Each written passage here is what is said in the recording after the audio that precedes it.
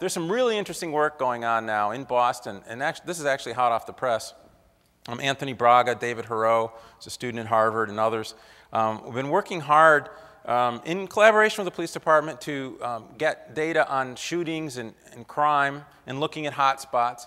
But the Boston Neighborhood Survey has replicated a key component of the PHDCN survey, carried out in the Harvard School of Public Health and a few other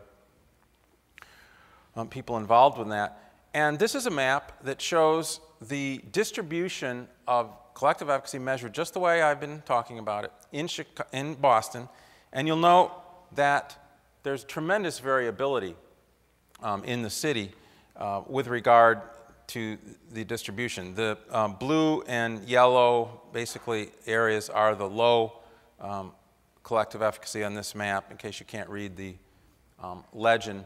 And the sort of orangish red areas here are high. So what you find, like you find in Stockholm, like you find in Chicago, and now we're finding in Brisbane, Australia, and Los Angeles, and other cities around the world, is tremendous ecological variability.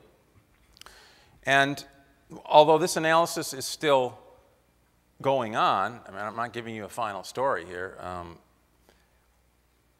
When you put shootings in Boston over that, that's what you see. Okay? Each triangle is a shooting in Boston, and it maps very closely.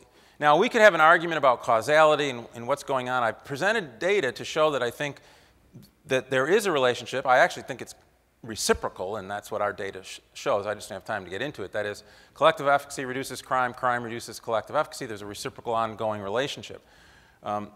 In this particular analysis,